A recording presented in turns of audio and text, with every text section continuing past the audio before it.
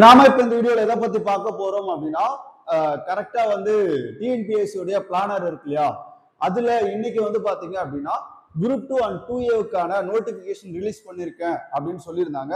அதன் அடிப்படையில வந்து பாத்தீங்க அப்படின்னா நமக்கு டிஎன்பிஎஸ்சி ஓகேவா, தமிழ்நாடு அரசு பணியாளர் தேர்வாணையம் வந்து பாத்தீங்கன்னா டிஎன்பிஎஸ்சி குரூப் 2 அண்ட் 2ஏவுக்கான நோட்டிபிகேஷன் வந்து ரிலீஸ் பண்ணிருக்காங்க. இதுல என்னென்ன போஸ்ட் இருக்கு, 2ஏவுக்கு எவ்வளவு வேகன்சி கொடுத்திருக்காங்க, 2க்கு எவ்வளவு வேகன்சி கொடுத்திருக்காங்க, என்ன மாதிரி வேகன்சி வந்திருக்கு, எல்லாரும் எதிர்பார்க்கக்கூடிய சில போஸ்ட்லாம் இருக்கும், அந்த போஸ்ட் நமக்கு கொடுத்திருக்காங்களா அப்படின்றதான் பார்க்க போறோம். ஓகே பாருங்க, இதுல நோட்டிபிகேஷன் நம்பர் 700 அதாவது விளம்பர 740 அறிவிக்கை 7/2026 ஓகேவா. இன்னைக்கு டேட்ல வந்து நோட்டிபிகேஷன் நமக்கு ரிலீஸ் ஆயிருக்கு. என்னென்ன எக்ஸாமுக்கு அப்படின்னு பாத்தீங்கன்னா 2 அண்ட் 2ஏவுக்கான அந்த நோட்டிபிகேஷன் வந்து ரிலீஸ் பண்ணியிருக்காங்க. சரி பார்ப்போம், முக்கியமான கண்டென்ட் மட்டும் பார்ப்போம் ஓகேவா. பாருங்க, நோட்டிபிகேஷன் டேட் வந்து 11/8/2026 இன்னைக்கு டேட்ல தான் நோட்டிபிகேஷன் ரிலீஸ் ஆயிருக்கு. இணையவழி விண்ணப்பத்தை சமர்ப்பிப்பதற்கான கடைசி நாள் ஓகேவா 9/9/2026 11 கரெக்டா 12 மணி ஓகேவா. அடுத்து பாருங்க, விண்ணப்ப திருத்த சாளரம் ஏதாவது கரெக்ஷன் இருக்கு அப்படின்னா அந்த கரெக்ஷன் விண்டோ எப்போ ஓபன் ஆகும் அப்படின்னா 13/9 இருந்து 15/9 வரைக்கும் நமக்கு கரெக்ஷன் விண்டோ அப்படின்றது ஓபன் ஆகும். முதல்நிலை தேர்வு நடைபெறக்கூடிய நாள்கள் 1/11/2026 வந்து பாத்தீங்கன்னா நமக்கு பிரிலிமினரி எக்ஸாமும் மெயின் எக்ஸாம் வந்து இந்த பிரிலிமினரி எக்ஸாமுக்கான ரிசல்ட் பப்ளிஷ் பண்ணதுக்கு அப்புறம் அவங்க என்ன பண்ணுவாங்க அப்படின்னா நமக்கு கொடுப்பாங்க. எக்ஸாம் வந்து பாத்தீங்கன்னா 9:30 இருந்து 12:30 வரைக்கும் நமக்கு எக்ஸாம் நடக்கும்.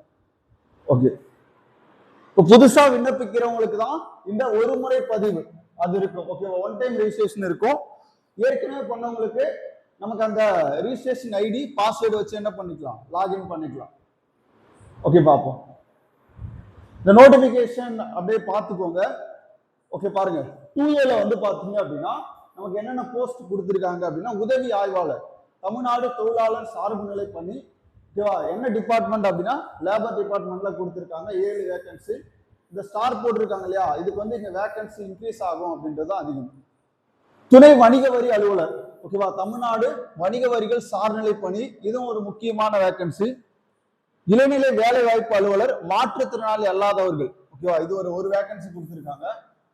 நன்னடத்தை அலுவலர் ஓகேவா, தமிழ்நாடு சிறை சார்நிலை பணி சிறைத்துறையில இருந்து ஒரு 5 வேகன்சி.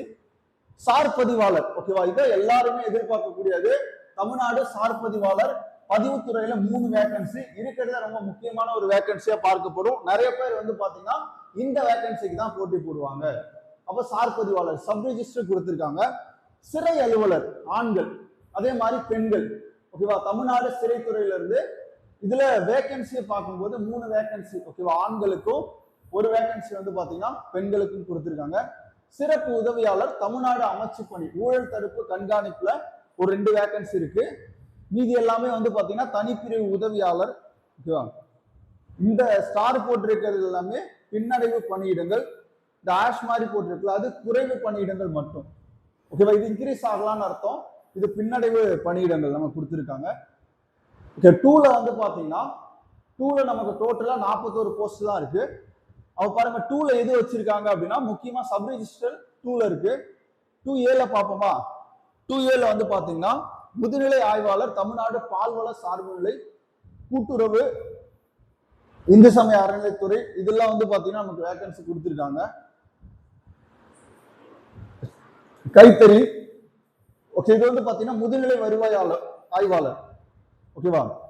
ரெவன்யூ இன்ஸ்பெக்டர் இருக்காங்க இல்லையா, அந்த போஸ்ட் இதுதான் வந்து நமக்கு அதிகமா இருக்கும் போஸ்ட் ஓகேவா. இது வந்து பாத்தீங்கன்னா வருவாய் நிர்வாகம் மற்றும் பேரிடர் மேலாண்மை துறையில வரும். ஒவ்வொரு டிஸ்ட்ரிக்ட் வைஸா நம்ம கொடுத்துருக்காங்க பாருங்க. ஓகே, ரொம்ப முக்கியமான ஒரு போஸ்ட், இந்த போஸ்ட் நமக்கு அதிகமா இருக்கும். இங்க பாருங்க உதவியாளர், அதுக்கப்புறம் ஓகே கிட்டத்தட்ட எவ்வளவு போஸ்ட் கொடுத்திருக்காங்கன்னா ஓகே மேக்சிமம் உதவியாளர் ஓகே 780 போஸ்டுங்க.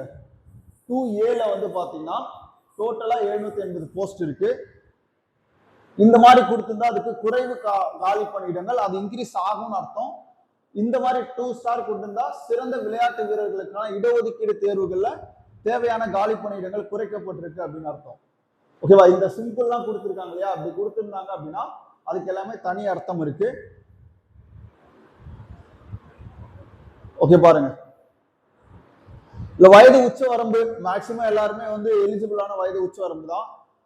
நன்னடத்தை அலுவலர் மட்டும் குறைந்தபட்சம் 22, உச்சபட்சம் 32, மாற்றுத்திறனாளிக்கு 42, எக்ஸ் ஆர்மிக்கு 50 கொடுத்துருக்காங்க. ஆதரவற்ற விதவைகளுக்கு வயது வரம்பு கிடையாது, மீதி எல்லாமே 18 அந்த இதுலதான் கொடுத்துருப்பாங்க. ஓகே, இது வந்து என்னன்னா இந்த வயது வரம்பு அப்படின்றது அதுக்கப்புறம் நம்ம கம்யூனிட்டி வைஸா வந்து பாத்தீங்கன்னா மாறும், சில சலுகைகளை கொடுத்துருப்பாங்க. ஓகே, அதுவும் பார்க்கலாம். அங்க பாருங்க, பிற்படுத்தப்பட்டோர், மிகவும் பிற்படுத்தப்பட்டோர், அதுக்கப்புறம் ஷெட்யூல் கேஸ்ட், இவங்கெல்லாம் இருக்காங்க இல்லையா, இவங்களுக்கெல்லாம் வந்து பாத்தீங்கன்னா அந்த வயது வரம்புல கொஞ்சம் தளர்வு கொடுத்துருப்பாங்க.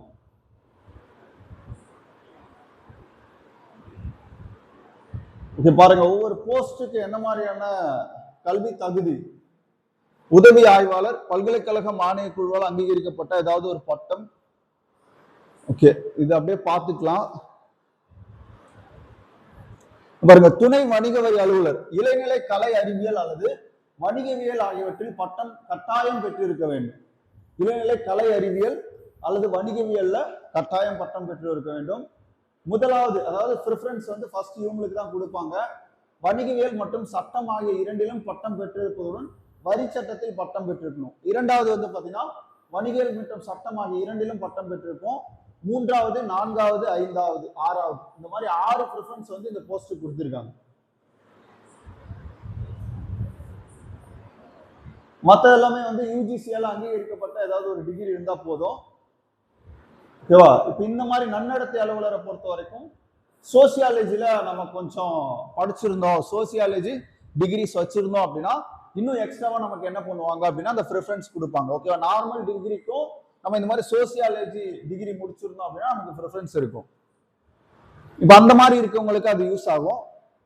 இது நமக்கு யூஜிசில ஏதாவது ஒரு டிகிரி முடிச்சிருந்தா போதும், சிறைத்துறை அலுவலர்லாம். ஓகே, இதுலயும் பாத்தீங்கன்னா சார் பதிவாளரை பொறுத்த வரைக்கும் ஒரு யூஜி ஒரு டிகிரி முடிச்சிருந்தா போதும், பெருசா அதுக்கெல்லாம் எதுவும் தனி இது கிடையாது. பாருங்க, தனிப்பிரிவு உதவியாளர், இப்பதவிக்கு நியமனம் செய்யப்படுபவர் அரசு தொழில்நுட்ப தேர்வில் தட்டச்சு முதுநிலை தேர்வில் ஏற்கனவே தேர்ச்சி பெறாமல் இருந்தால் நமது தகுதிக்கான பருவத்திற்குள் தேர்ச்சி பெறணும்.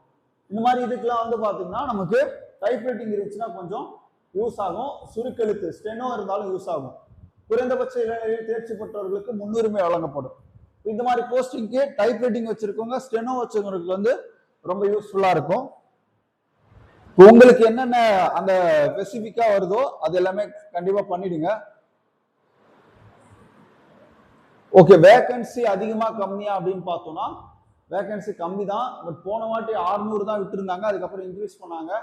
இந்த வாட்டியும் இன்க்ரீஸ் ஆகிறதுக்கு வாய்ப்பு இருக்கு, பார்க்கலாம் எப்படி இருக்கு அப்படின்னு சொல்லி. ஏன்னா குரூப் 1லே கம்மியா தான் இருந்துச்சு போஸ்ட். ஓகே, ஒரு சில பணிக்கெல்லாம் உடற்தகுதி இருக்கு. இப்போ நன்னடத்தை அலுவலர்லாம் வந்து பாத்தீங்கன்னா நிர்ணயிக்கப்பட்ட பார்வை தரம் ஸ்டாண்டர்ட் 1 இருக்கணும். உதவி ஆய்வாளர்களுக்கு வந்து ஸ்டாண்டர்ட் 2 இருக்கணும். கைத்தறி ஆய்வாளர் ஸ்டாண்டர்ட் 3 இருக்கணும். நிறக்குருடுலாம் இருக்கக்கூடாது. இந்த மாதிரிலாம் வந்து கொடுத்துருப்பாங்க, இதுவும் நல்லா பார்த்துக்கோங்க. வயது அதாவது ஹைட்டை பொறுத்த வரைக்கும் அனைத்து வகுப்பினருக்கும் 165 சென்டிமீட்டர். இதுல எஸ்சி எஸ்டி பீப்புளுக்கு வந்து பாத்தீங்கன்னா 160 சென்டிமீட்டர் இருக்கும். ஓகேவா? அதே மாதிரி ஜஸ்ட் பொறுத்த வரைக்கும் 81 விரிந்த நிலையில. ஓகேவா? இது நார்மலா இருக்கவங்களுக்கு. எஸ்சி எஸ்டிக்கு 79, விரிந்த நிலையில ஒரு 5 சென்டிமீட்டர் வந்து அதிகமா இருக்கணும், 86 சென்டிமீட்டர். இங்க எஸ்சி எஸ்டி பீப்புளுக்கு வந்து 84 சென்டிமீட்டர். பெண்களுக்கு வந்து பாத்தீங்கன்னா அப்படியே கொடுத்துருக்காங்க, ஹைட் 156. இதுவே எஸ்சி எஸ்டி அவங்க இருந்தாங்க அப்படின்னா 150 சென்டிமீட்டர். ஓகே, விஷன் இது பார்த்துக்கோங்க, வலது கண் எவ்வளவு இருக்கணும், இடது கண்ணில் எவ்வளவு இருக்கணும், பார்வை தரம். ஓகே, தமிழ் மொழியில தகுதி தேர்வு, கட்டுப்பாடு, ஆண் காப்பாளர் பதவிக்கு பெண் தேர்வர்கள் தகுதி கிடையாது.